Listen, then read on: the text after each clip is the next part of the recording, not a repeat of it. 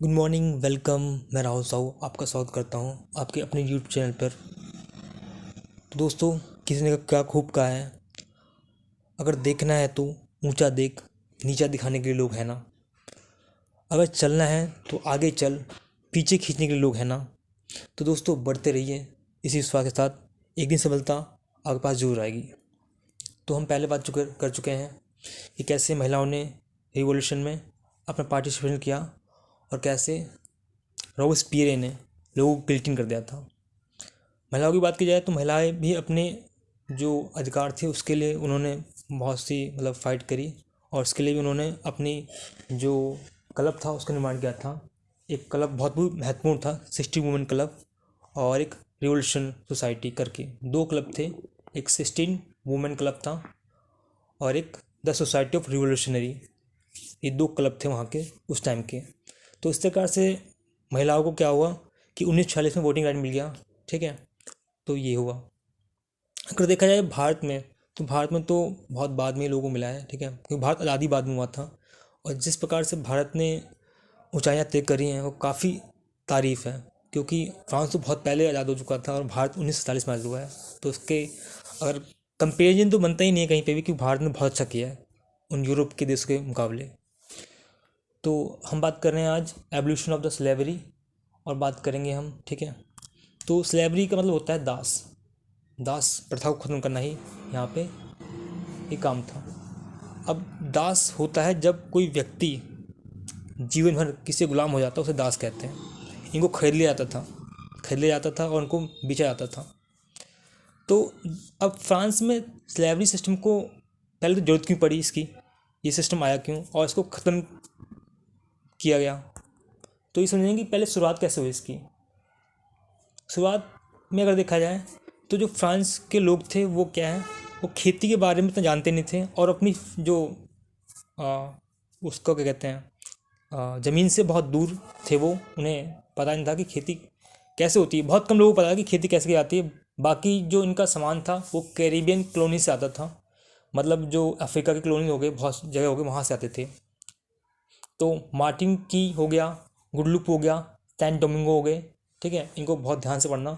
Martin Q, Guadeloupe and San Domingo, ये तीन जगह थी जहाँ से कमोडिटीज़ आती थी। कमोडिटीज़ मीन्स जो चीज़ें आती थी वहाँ से आती। ठीक है, तो टबैको हो गया, इंडिगो हो गया, शुगर हो गया, ये तीन चीज़ें। ठीक है, ये सारी चीज़ें वहाँ से आती थी। तो ये इतना फैमिलियर है नहीं लैंड के साथ, फ्रांस वासी जो थे इतना फैमिलियर है नहीं। तो इसने जन्म दिया एक त्रिकोणीय स्लैब सिस्टम को, ट्रायंगुलर स्लैब ट्रेड को उन्होंने जन्म दिया, जिसमें आते हैं आपके अमेरिका, यूरोप और अफ्रीका, ये तीनों आते हैं।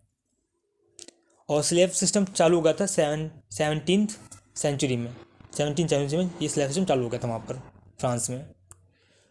तो स्लैब्स बेचे जा रहे थे, खरीदे जा रहे थे। और इन्हें बेचता कौन थे, वहाँ के टाइप के लोग ही, जो अगर जो रहते थे कैरेबियन लोग, मतलब जो अफ्रीका के लोग थे, वहाँ पर जो ट्राइब होती है वहाँ के जो सरदार हुआ करते थे वही बेच दिया करते थे इनको।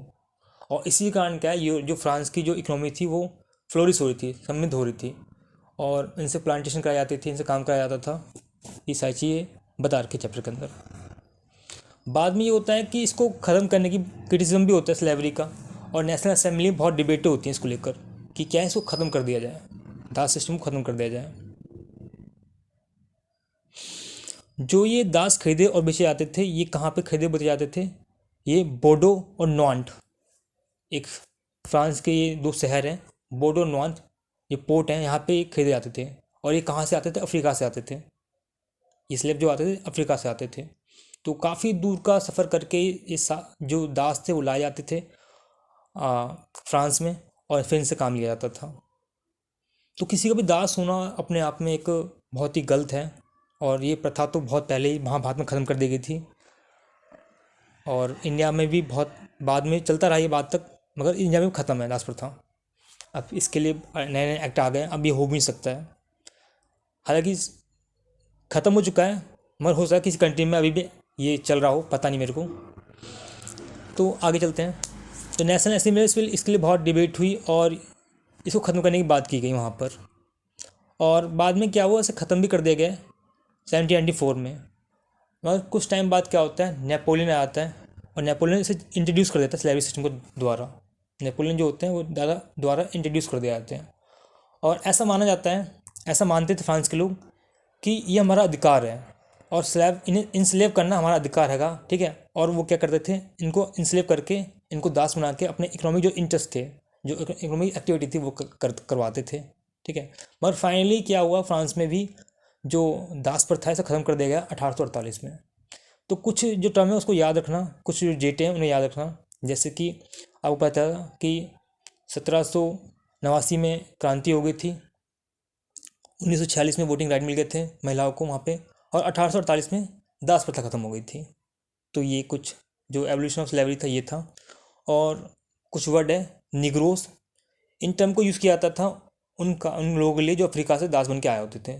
तो ये बहुत ही कहते हैं ना एक शेम फील कराने वाला नाम था निग्रोस, तो इसका यूज़ करते नहीं है। एक वर्ड है इमेंसिपेशन, इमेंसिपेशन का अर्थ होता है कि आप फ्री एक्ट कर सकते हैं। मतलब इसका मतलब ये होता है कि आप अगर किसी के स्लेव बन चुके हैं तो आपको इमेंसिपेशन कर दिया जाएगा, ठीक है, मतलब आपको आज़ाद कर दिया जाएगा, तो आप फ्री एक्ट कर सकते हैं। तो 1848 में स्लेव सिस्टम ख़त्म हो चुका था। अब आगे चलते हैं। आगे में यही है कि the revolution and the everyday life, कि जो क्रांति हुई थी और जो डेली लाइफ तो कैसी थी। पता ही है आपको, जब राजा का सिस्टम था तो उसने सेंसरशिप लगा रखी थी कि जो भी न्यूज़पेपर छापे जाएंगे, जो भी पम्पलेट छापी जाएगी, क्या उस पर क्या होगा, राजा पहले आज्ञा देगा, उसके बाद ही वो छपेंगे सारे। और कुछ भी राजा के खिलाफ लिखा होगा तो उसे बैन कर दिया जाएगा। मगर 1789 के बाद सारी चीज़ चेंज हो गई और क्या हुआ, लोगों ने क्रांति कर दी थी, बस्टाइल में घुस गए थे वो लोग, ठीक है, क्योंकि उनको मौत का डर था कि रूमर फैल चुका था कि भाई राजा ने क्लेम कर दिया है कि लोगों पे गोली चलवा दो। तो इसी तरह से फिर क्या, लोगों ने अपने अधिकार की मांग करी, फिर धीरे करके सेंसरशिप हटाया गया और फिर लोग अपनी जो बातें रखने लग गए। फिर अगर देखा जाए तो लोग जो इंटेलेक्चुअल लोग थे उन्होंने भी बहुत सारी चीज़ें लिखी, मगर उस वक्त जो टेक्स्ट हुआ करते थे बहुत कम हुआ करते थे, बहुत मुट्ठी में लोग लिखा करते थे। तो ये सारी चीज़ें उस वक्त हुई और जो विचार आए वो भी क्या विरोध में आते थे, मतलब अपोजिंग विरोध में आते थे कि राजा ऐसे कर रहा है, जो विचार आते थे। तो आप देखते चले आ रहे हैं कि कैसे रूमर फैला, कैसे लोगों ने क्रांति करी और कैसे फिर मोनार्ची आया, मोनार्ची फिर रिपब्लिक हुआ, ठीक है, फिर औरतों को राइट्स मिल गए, ठीक है, फिर जैकोबिन क्लब्स, उससे पहले जैकोबिन क्लब आया था, फिर औरतों को राइट्स मिल गया, अधिकार मिल गया, फिर स्लैब सिस्टम खत्म हुआ और फिर यहाँ पर अब क्या लोगों को मतलब अपनी बात रखने का पूरा मौका मिल गया है। अब लोग अपनी बात रख रहे हैं, अपनी बात कह रहे हैं और अब लोगों के हाथों में क्या है, कुछ जो टेक्स्ट हैं वो भी जो फिलोसफर लिखते थे वो भी मिल रहे हैं लोगों को, लोग पढ़ सकते हैं, अपनी बात रख सकते हैं, ये सारी चीज़ें। फिर कुछ टाइम बाद 1804 में नेपोलियन बोनापार्ट आ गए थे। उन्होंने बहुत सारे जो फ्रांस के क्षेत्र वो जीत लिए थे और जो डायनेस्टी थे उसको ख़त्म कर दिया गया था। और जो फ्रांस के क्षेत्र उन्होंने जीते थे उसमें क्या, वो अपने लोगों को एंटर करने लग गए थे कि भाई तुम यहाँ का शासन ले लो, तुम यहाँ का शासन ले लो। मगर कुछ टाइम बाद क्या हुआ, वो भी जो नेपोलियन बोनापार्ट हैं वो भी वाटरलू के जो युद्ध में हार जाते हैं, ठीक है। उसके बाद ही क्या होता है कि लिबर्टी एंड इसके बाद क्या होता है कि जो ये अधिकार जो लिए, मतलब जो लीगेसी ली गई है फ्रांस से, लीगेसी ली गई है फ्रांस से, कौन कौन सी, लिबर्टी एंड डेमोक्रेसी, ये आज जो ली गई है बहुत से देशों में वो फ्रांस से ली गई है। और इंडिया जो कॉन्स्टिट्यूशन है उसने भी फ्रांस से बहुत कुछ लिया है, जैसे फर्टर्निटी, लिबर्टी और डेमोक्रेसी, ये सारे जो वर्ड लिए गए वहीं से ले गए हैं। और राइट्स का भी बहुत सारा जो राइट्स की भी चीज़ें हैं वो भी वहीं से ली गई हैं फ्रांस रिवोल्यूशन से। तो ये सारी चीज़ें फ्रांस से निकल के और द वर्ल्ड में फैली धीरे करके। और बाद में हमें पता है कि टीपू सुल्तान और राजा राम मोहन राय भी कहीं ना कहीं इनसे इन्फ्लुएंस थे, फ्रेंच रिवोल्यूशन से कहीं ना कहीं इन्फ्लुएंस थे।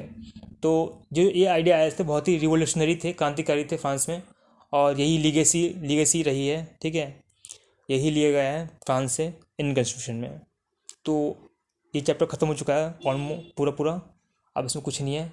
हमारा नेक्स्ट चैप्टर होगा वो होगा socialism in the Europe and the Russian revolution, ठीक है। तो नेक्स्ट हमारा ये हैगा। तो पढ़ते रहिए, खुश रहिए। आज के लिए इतना ही। जय हिंद, जय भारत।